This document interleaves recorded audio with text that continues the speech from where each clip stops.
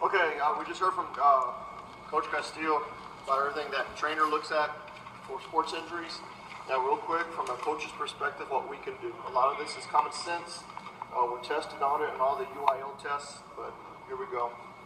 The first thing you can do is to get educated in everything. First aid, CPR, everything that we already do as coaches before ever able to touch the field. Train and prepare. I know we take those CPR tests. We all goof around. Some of us take it seriously. Some of us get our reps with the dummy. Some of us don't. But what are you going to do if you actually need to use that stuff? You know, just in PE class, I had a girl have a seizure. And luckily, Coach was there. She helped. Buendia came. Marty came. And, you know, the kids were saying, Coach, you didn't do anything. I said, yeah, I did. She was breathing. She had a pulse. I moved everything away. And now, just let her action take its course. And that's all we could do. But you never know when it's going to happen. All right, gain as much knowledge as you can. Most of all, care about the student. You know, we, football coaches and coaches in general, we get a bad rap sometimes. So we push the kids too hard. Okay, but you know, if you care about the kids like we all do, we're not going to have any problems. And be as professional as you can with those kids, especially after an injury, because those parents are counting on it. All right, we're going to review the heat illness, cold illness, the weather conditions, field conditions, and the medical situations. All right, heat stress, like Marty said, is preventable. That's the number one thing we got to face down here in South Texas, especially in football and cross country. It's 100% preventable. And, you know, I still remember as a young coach in Raymondville, I took an obese 7th grade kid home because he was dizzy, he stopped sweating. We cooled him down in the office, and I took him to his dad, and his dad just tongue lashed me left and right. I'll still remember that day. But I did everything I could. And the most important thing is that you take care of the student athlete. There's state laws that prevent or help the student, such as in football, they can't put on pads until after 4 days of being in shorts and t-shirt. Okay? As football coaches, we don't like that, but it's for the kids' benefit. You got these kids playing PlayStation all summer long. They come out to football, they're obese, they're now outside, out to 100 degrees, we're running, we're moving, and they can't handle it. Okay? And as players, we need to be able to watch the players and eventually work hard and work smart. The first thing that's going to happen is the kid's going to have a heat cramp. These are very mild. We all know what a heat cramp is. He's got abdominal cramps. Mostly his legs will cramp up because we're doing a lot of running. And the thing about that is just to get as much water into him as possible, stretch him out, and alleviate some of the stress on that body. That's all we got to do with the heat cramp. The second level of heat illness is going to be heat exhaustion. This is where the kid has over football season, we as coaches, we got to be watching his body weight. You know, we don't track body weight in high school, but if you know your position player and you see him losing weight physically, that's not good. He's losing too much water. The second thing that's going to happen during practice is the kid's going to stop sweating. He's going to get nausea. Okay, his skin temperature is going to rise, and he'll start complaining he sees dots.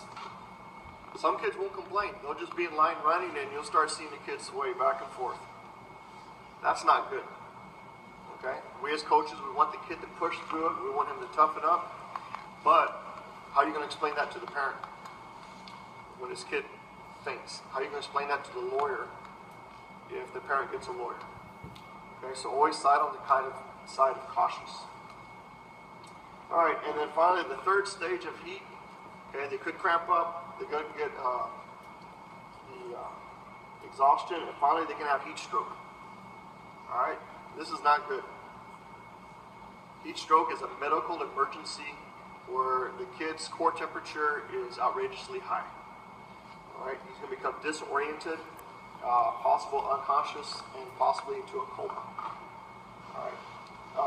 If a kid ever had a heat stroke, we as coaches and trainers, we have totally failed that kid. All right, it's uncalled for. You know, by the time the kid cramps up, the red light goes off. The kid continues practice. Now he's dizzy. He can't talk normal. Second red light goes off. Okay, don't let this third light go off, because then you and the school system will be in a big legal situation. But all these are preventable by keeping the kid hydrated and keeping them cool. If things do happen where the kid's temperature is just totally skyrocketed, you take them inside to the air condition and slowly cool them off. Fortunately for us at the high school level, we all have trainers and they do a great job. But if you're on the road at a cross-country meet, you're at a scrimmage, you're at two-a-days, and you're at the sub-varsity level where the trainer's not there, then you need to know what to do by being trained to do so. All right, heat prevention. Make sure, like Marty said, they're all preventable. Keep them away from the sodas and the salty snacks. Make sure the players get acclimated to the weather. And then we as coaches have to be smart. Especially during football season, we get those kids that come to football a day or two late. They come when school starts.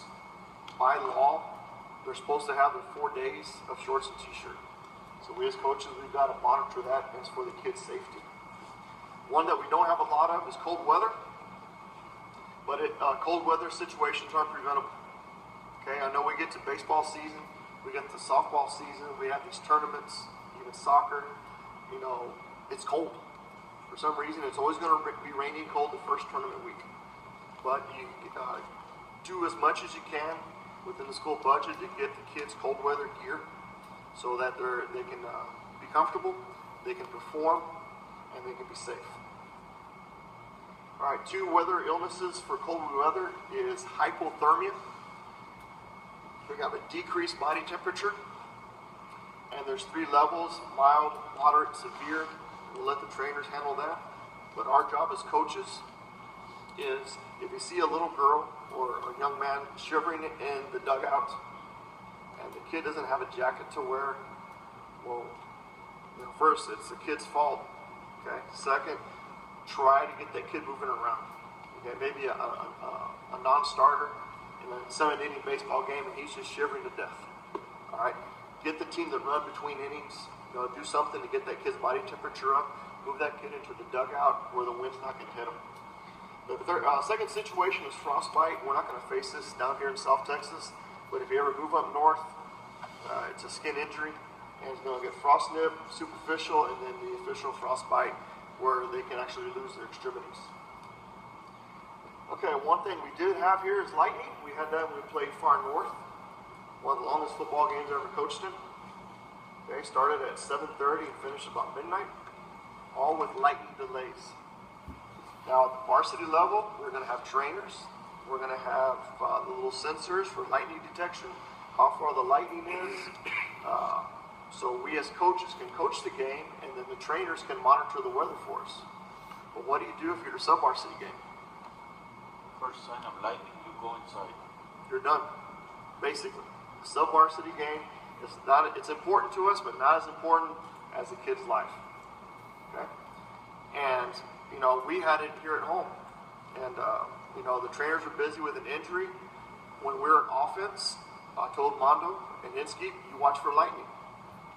And I told the official, don't cancel the game till we're ahead. And then the game's over. And then when we're on defense, Mondo's coaching, and I'm watching lightning. You got to find a way to make all the players safe. All right? When the storm does happen, you got to remove all the players from the field. All right, try to, if anything, if you're on the road, get them onto the school bus. Don't put them under the bleachers. Okay, that's not good. You get some kids start holding onto the bleachers, lightning strikes, now we got a different situation. Okay, they're not all going to fit into the public restroom there at the field either. So just get them onto the school bus. Don't forget your student trainers and your managers. Okay, they get lost in the shuffle. All right, make sure you got your players, your managers, and your student trainers. And if anything else, you're going to suspend the event. Sub-varsity, you're just going to cancel it altogether. Well, what's our protocol? Like I mentioned earlier, you're going to have a spotter. All right, the trainers will have the technology. And if you don't have the technology and you're out there by yourself on the golf course, if thunder is heard, and then you see lightning 30 seconds later, UIL requires by law that the competition is postponed. And you must postpone it for 30 minutes. If there is another lightning strike, when the 30-minute countdown starts, the countdown starts all over again. So like when we played far this year, we were off the field for almost an hour. Well, we were off the field for an hour because we had a 30-minute timer. Lightning strike, had to start it all over again. Okay, but lightning is not something to fool around with because it could be direct or indirect shocks, and and again, it's preventable. Heat illness is preventable. Cold illness is preventable. Lightning is preventable. All right, playing field logistics. You're on the road. For some reason, some varsity kids all want to go to the restroom.